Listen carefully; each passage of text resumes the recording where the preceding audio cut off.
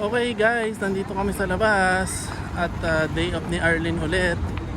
So maglalakad-lakad ulit kami at magagala at maghahanap kung saan pwedeng pumunta. Either maglalakad-lakad, kakain, at kung ano-ano pa. So samahan nyo kami ngayong day off ni Arlene. Ano? Akala ko, sisingin tayo sa day off ni Mama, pero hindi mo sinabi next week. Hindi next week na lang kasi hindi tayo prepare.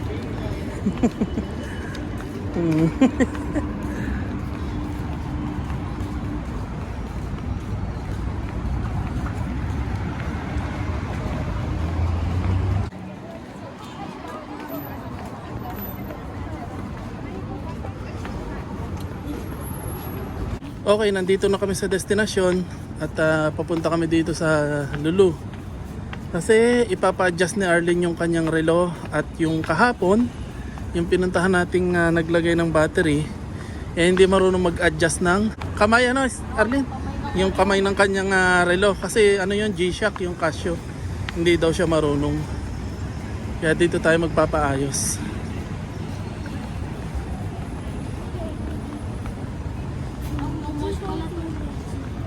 Ayun, masarap yan yung buffalo. Buffalo, masarap na. Guys, siguro mamaya pagkatapos namin ipagawa yung relo, kakain kami dito sa tindahan ng Momo. Buffalo Momo, masarap yun eh. So check natin kung masarap nga. Alright, nandito na kami sa loob ng WTC Mall. Kakaibang mall na to kasi ang mall na to mostly gawa sa kahoy. Naging part dito yung kaibigan ko sa Sharjah, si Paring Mervin. Paring Mervin, shoutout sa'yo. So sila yung nag-install dito ng mga aluminum glass. Napakatagal na, siguro 2010 pa. Oo, 2010 pa yun. Ayun? Mga aluminum glass. Pero proud ako kasi isa sa gumawa ng mall na to, kaibigan ko.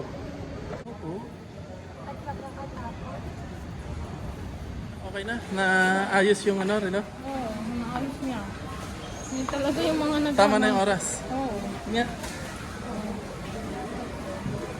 Okay na. 7:35, oo. Ay.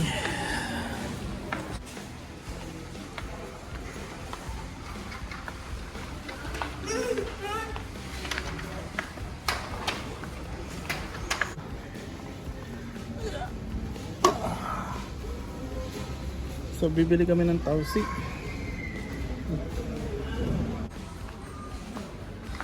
Sky Robot.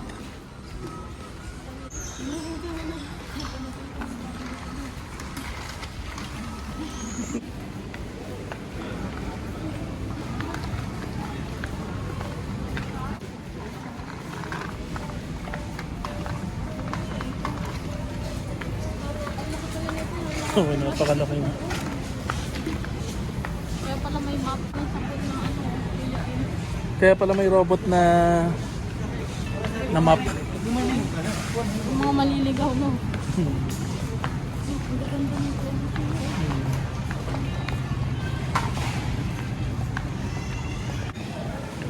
Okay, nandito na tayo sa gulayan. Tingin lang tayo ng botchok.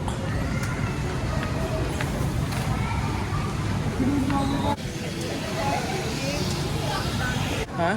Lantana. Ayun, ano? Damit. Ano na lang, pechay. O kaya Pechay na lang.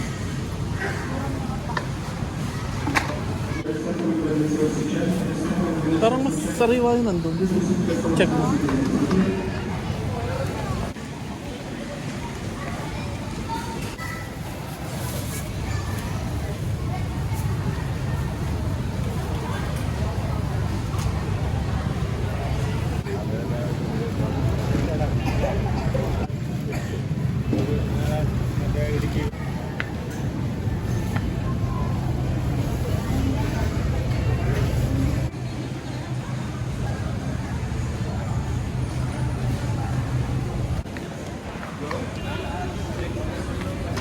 Panghugas ng plato.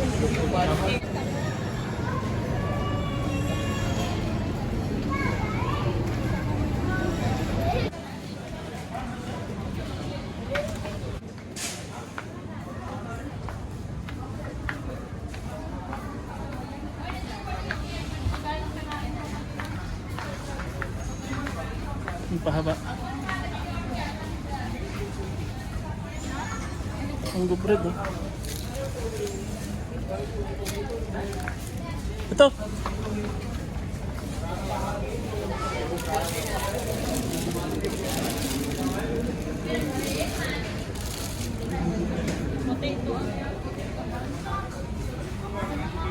Okay guys, tapos na kaming mag-grocery. Nabili na namin yung kailangan namin. Ito na siya.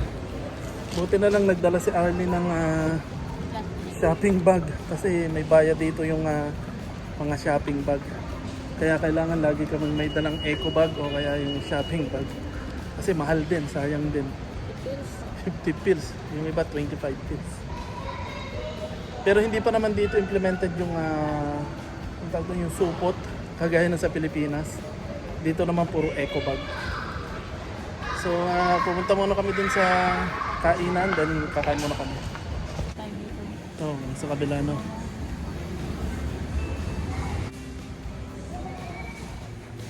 Okay guys, nandito na kami sa restaurant at pumipili si Mrs. kung anong o-orderin. Tapos pagkatapos niyang umorder, wait lang kami ng konti. Pero ang napag-desisyon na naming orderin ay charcoal chicken pa rin. Okay naman ang charcoal chicken dito. Masarap. Lasang uling talaga. Tapos may kasama na ring salad at saka yung mga sauce niya. Masarap din. Pero dapat talaga momo ang order na namin. Yung buffalo momo. Pero ito na lang para solid. Kumbaga talagang busog. Ito, sarap. Okay, ngayon lang kami natapos sa kumain. So, busog na ulit si Sky. At saka busog na rin kami. Nagkamali pa ng calculation kasi mali yung inilagay niyang order namin. Wala naman kaming order na banana juice. Pero may nakalagay na banana juice. Ang order ko parata, hindi banana. So, uwi na kami nito kasi gabi na. Alright guys, nandito na kami sa bahay at tapos na naman ang day off ni Arlene. Bukas may pasok na ulit siya. Lang po ang ginawa namin kapag day off niya, naglalakad-lakad kami. Tapos may binili lang kami saglit sa Lulu at kumain kami sa labas. As usual, yung charcoal chicken ulit kasi yung mura. Kapag kasi nag-Filipino restaurant kami, ang mamahal ng pagkain. Ito, mura lang yung charcoal chicken. Sulit pa. At salo-salo kaming tatlo sa isang order. Busog na busog kami at satisfied kami sa lasa. And then maraming salamat nga po pala at nga pala kay Kabayan na nagbigay sa amin ng konting halaga kaya kami nakalabas at nakakain ng konti. So Kabayan, maraming salamat po sa inyo. God bless po. God bless you more po Kabayan. At nakapagpagupit na rin po kami sa wakas. Hanggang matagal kami hindi nakapagpagupit kasi wala kaming pampagupit. Nag-start yung school ni Sky. Hindi siya bagong gupit. Kaya okay na. Gupit na si Sky. Hello. Maganda yung kanyang gupit. Sa akin din. Suki na namin yung Kabayan dito sa gupitan. Maganda kasi siyang maggupit. So paano guys, hanggang dito na lang yung aming video. See you na lang sa susunod naming video. At huwag niyo pong kalilimutan mag-like and subscribe sa aming channel. And yan, may good news na. Baka bukas tumawag na sa amin yung kumpanya. Magsasubmit lang kami ng requirement o documents. And sana magdire-diretso na to. Okay guys, so siguro sa next video na lang ako mag-shoutout at magpapasalamat sa mga taong tumulong sa amin. Gusto ko kasi nga makasigurado na dire-diretso na yung trabaho ko at wala na talagang pipigil.